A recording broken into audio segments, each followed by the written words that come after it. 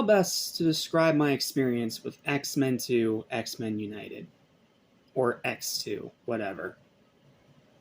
The best way I can summarize it is that I more remember the game than I do the movie. Because around this point, I kind of lost interest in the franchise as a kid back then, so I didn't really watch any of the sequels, so these are all first-time watches from here on out. The only one I have nostalgia for is the original, because the rest I didn't check out until I was a teenager or an adult. So, from here on out, it's not nostalgia talking, it's a fresh new perspective. And even from that, I can say this is a pretty good movie. But there's still some problems. I'll do my best to discuss it as best I can, but I can understand if you'd rather go watch the review of someone who's watched this movie over and over since they were a kid, rather than mine. I can understand that. But I'm still going to give my piece on this movie, and I'm going to tell you right now, this will be a positive review again. I just have a few little gripes that I do need to talk about, so I'll do my best to discuss it as best I can. What's up? What's happening? What's going on, buddy? Welcome back to Animation Station, animation, including TVs and movies as well. I'm your host, Jackson Small. Welcome back to X Month. Welcome to my review of X2, X-Men United. Why they didn't just call it X2 is beyond me.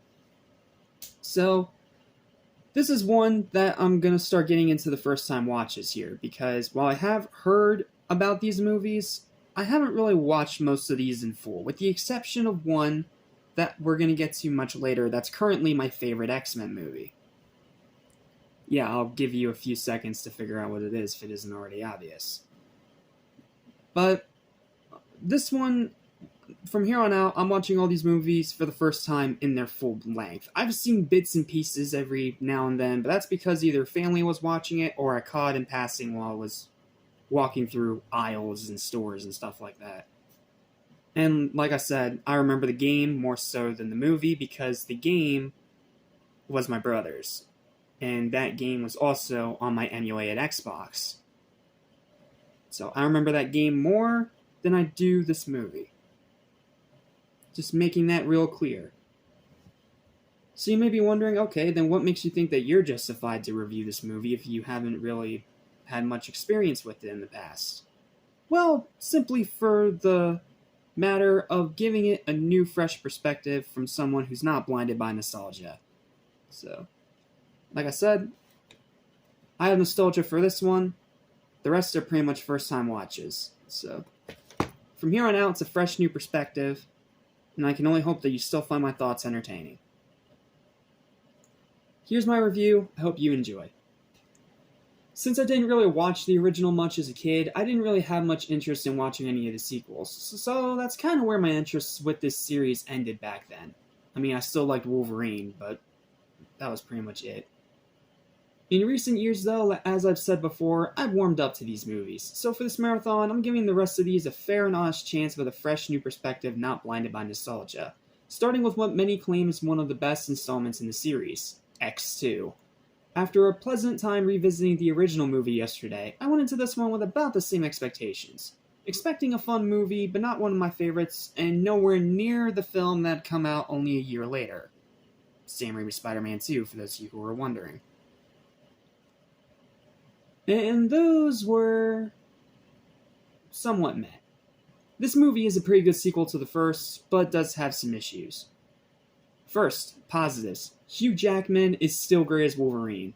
The action is still fun. The storytelling is still really good, especially diving into Logan's backstory and upping the stakes by putting everyone in both the mutant and human races under a very serious threat. The character development is great, again, especially with Wolverine. The final act is insane. The final act of this movie is awesome. You know, Wolverine's battle with Lady Deathstrike, and the whole thing with Cerebro, and how he almost kills both the humans and the mutants. That is... oof. Yeah. That was a pretty crazy final act, and it was a lot of fun to watch. The pacing's solid. It's not perfect, but this movie does take its time and it doesn't feel rushed. And the villain is decent. I did like William Strecker as a villain, even though we didn't really get to know much of his backstory or his motivations.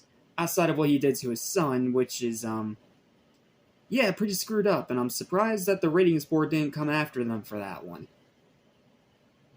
But then there's the hit or miss writing, the contrived threequel baiting ending, the bloated runtime of over 2 hours, and a few characters getting sidelined for the sake of time. Rogue and Bobby being the most egregious. Like, one of the best parts about the original X-Men was Rogue. I liked her character, I liked her introduction, and seeing her develop into this character that she is in this movie was really fascinating.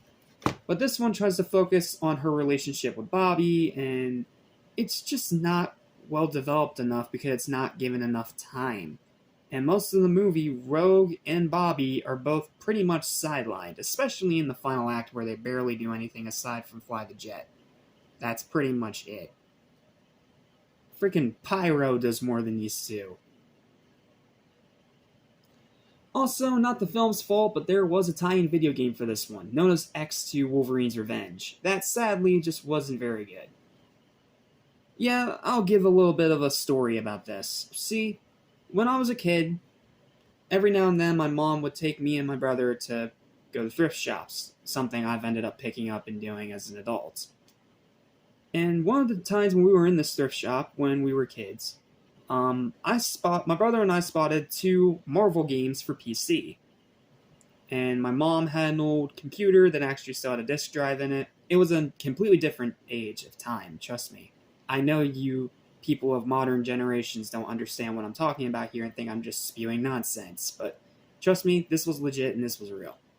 So, with this computer with a disk drive, me and my brother found these 2 Marvel games at this store, which were the original Spider-Man, that movie tie-in game, and X-Men 2, Wolverine's Revenge.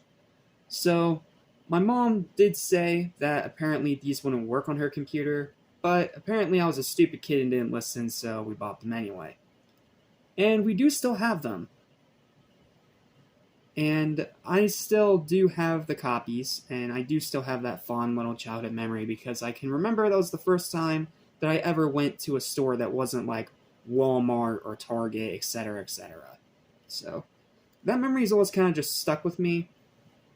And when I found out that we also had this game on our emulated Xbox, naturally I gave it a try.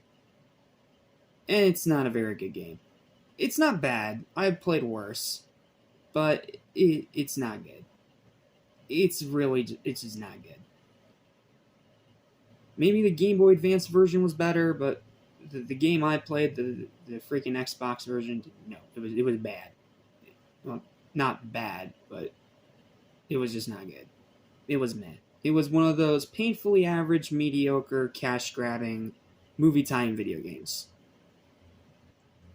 Yeah, that kind. The ones that gave those games such a bad reputation in the first place, despite the fact that not all movie licensed games are bad. But unfortunately, they just have such a bad reputation, and I do blame that game for being one of them. And as for Spider-Man, well, yeah, Spider-Man, literally the entire other direction. It's a pretty solid game. It's obviously not better than the legendary Spider-Man 2 game, absolutely not, but it's still a really good game. I still really enjoy that one, whenever I can actually play it. So, that was pretty much all my memories of the X-Men as a kid. The original movie, and playing that game every now and then if I was bored. I didn't really have much interest in the sequels, and I kind of lost interest in all X-Men together after that. Just as a kid. Like I said, in recent years, specifically as an adult, I've really warmed up to this franchise and learning more about the characters. But Wolverine's still my favorite. That's never going to change. Okay, enough story time. Let's just get to the conclusion so I can stop being so long-winded. Overall, though, it's still a pretty good sequel to the first and a fun comic book movie. My computer would like to not freaking shut off on me while I'm trying to read.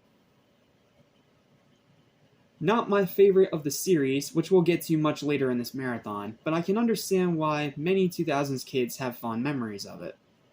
Again, I was not one of those. I was a 2000s kid, but I was more Spider-Man than X-Men, so I watched the original X-Men and kind of just left it at that while I watched the ever-living crap out of the Sam Raimi trilogy.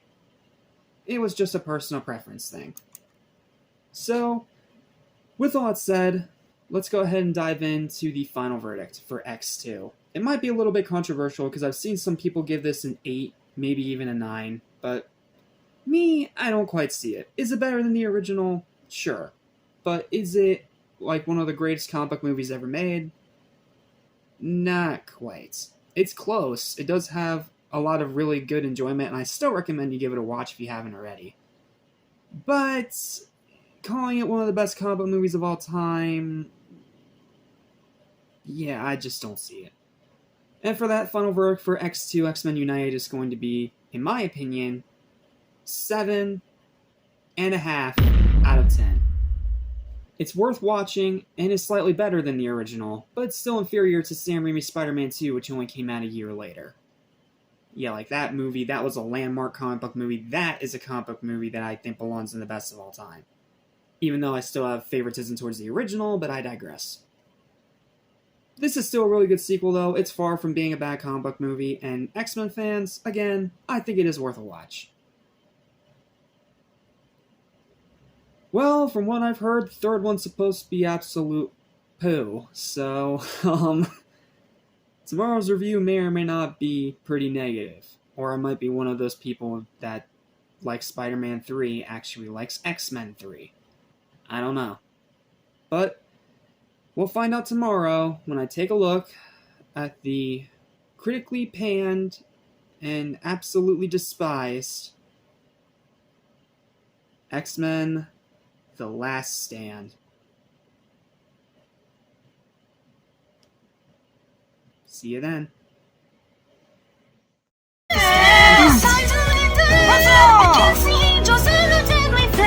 We can't